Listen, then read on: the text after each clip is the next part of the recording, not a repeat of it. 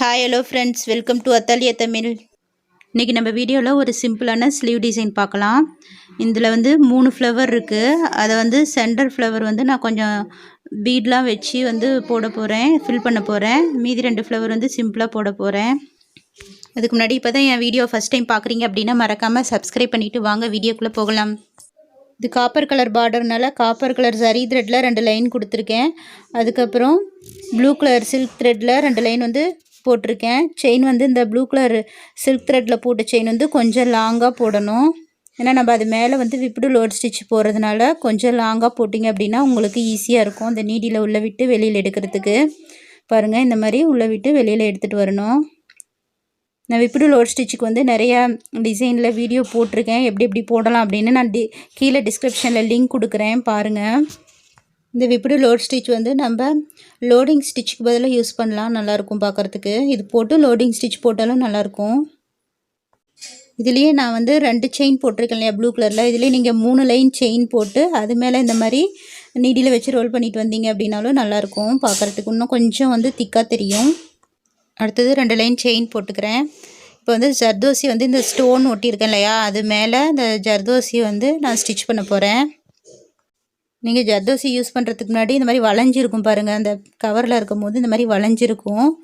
அதனால் நீங்கள் இந்த மாதிரி லைட்டாக இழுத்துக்கோங்க, ரொம்பவும் இழுத்துடக்கூடாது. பாருங்கள், லைட்டாக இழுத்தீங்க அப்படின்னா அந்த நேராக வந்துடும் உங்களுக்கு. இங்கே பாருங்கள், இந்த பக்கம் வளைஞ்சிருக்கு. சும்மா லைட்டாக இழுக்கிறேன். இழுத்து இந்த மாதிரி பண்ணிங்க அப்படின்னா உங்களுக்கு அந்த நேராக வந்துடும்.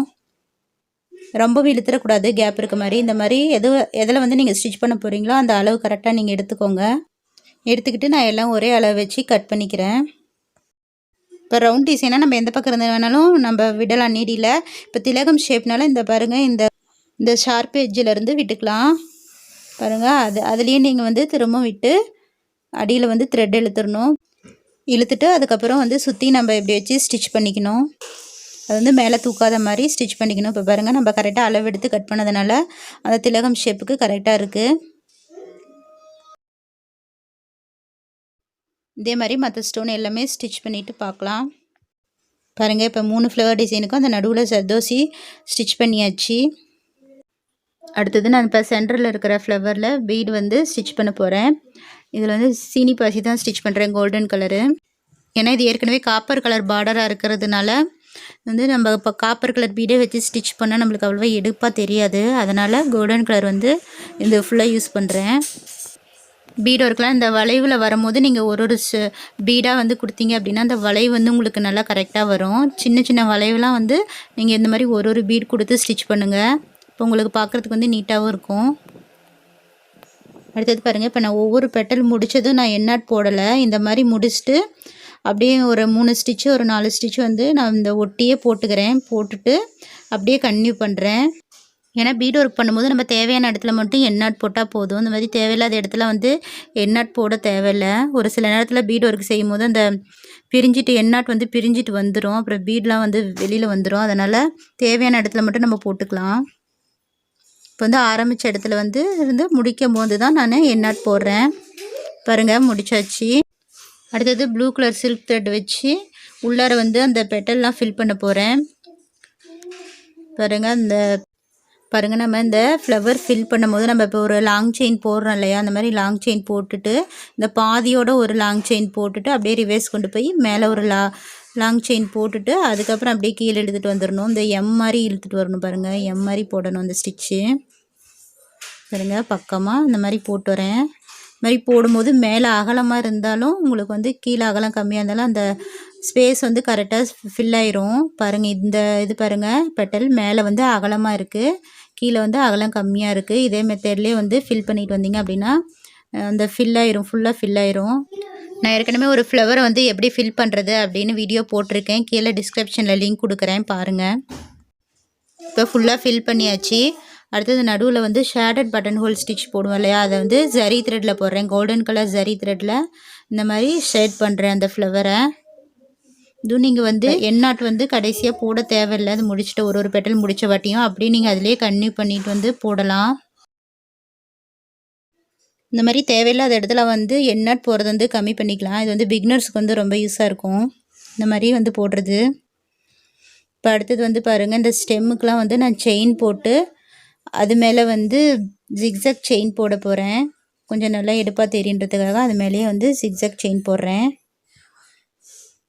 ஃபஸ்ட்டு ஜிக்ஸாக் செயின் போட்டுட்டு அதுக்கப்புறம் 2 பக்கமும் நான் ப்ளூ கலர் சில்க் த்ரெட்டில் அவுட்லைன் கொடுக்குறேன். பாருங்கள், இப்போ ஃபுல்லாக ஃப்ளவருக்கு எல்லாத்துக்குமே அவுட்லைன் கொடுத்து முடிச்சிட்டேன். அதே மாதிரி இந்த பீட் வச்சேன் இல்லையா, அந்த ஃப்ளவருக்கும் அவுட்லைன் அந்த ப்ளூ கலர் த்ரெட்லேயே கொடுத்துக்கிறேன்.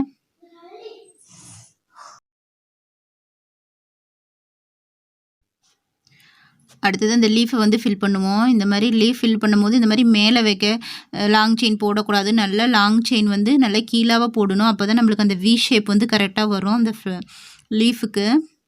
பாருங்கள், இந்த மாதிரி பாதிக்கு மேலே வச்சு போடுங்க லீஃப் ஃபில்லிங். அப்போ தான் உங்களுக்கு கரெக்டாக வரும். அப்புறம் லீஃப் ஃபில்லிங் போடும்போது நீங்கள் அவுட்லைன் போட்டுட்டு போடுங்க. அப்போ தான் நீங்கள் லீஃப் வந்து எந்த ஷேப்பில் போட்டிருக்கீங்களோ அதே ஷேப்புக்கு நம்ம வந்து ஃபில் பண்ண முடியும். பாருங்கள், இந்த லீஃப் வந்து மேங்கோ ஷேப்பில் இருக்குது. நம்ம அவுட்லைன் போட்டால் தான் அந்த மேங்கோ ஷேப் வந்து நம்மளுக்கு கரெக்டாக வரும். பிகினர்ஸ் வந்து இந்த மாதிரி அவுட்லைன் போடுங்க. உங்களுக்கு லீஃப் வந்து நல்லா அழகாக வரும். அடுத்தது இந்த லீஃபை வந்து நான் கோல்டன் கலர் சரி த்ரெட்டில் லீஃப் ஃபில்லிங் மாதிரி அந்த பட்டன் ஹோல் ஸ்டிச் போடுவோம் இல்லையா, அந்த மாதிரி போடுறேன்.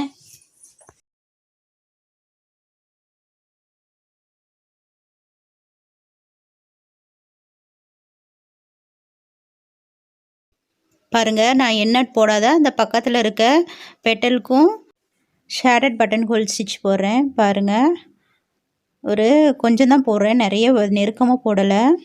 கேப் விட்டு போடுறேன்.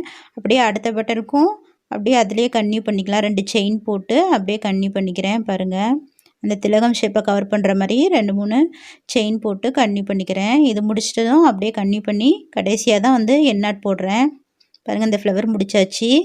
இப்போ 2 விதமான ஃப்ளவர் வந்து நம்ம முடிச்சிருக்கோம்.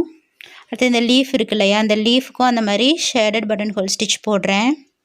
போடும்போது இன்னும் நம்மளுக்கு நல்லா எடுப்பாக தெரியும்.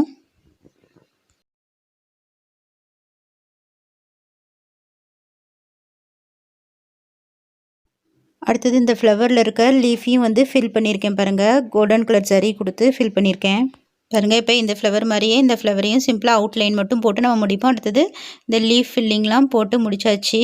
பாருங்கள், இப்போ ஃபுல்லாக முடிச்சாச்சு. நான் அங்கங்கே கொஞ்சம் ஒயிட் கலர் ஸ்டோன் ஒட்டியிருக்கேன்.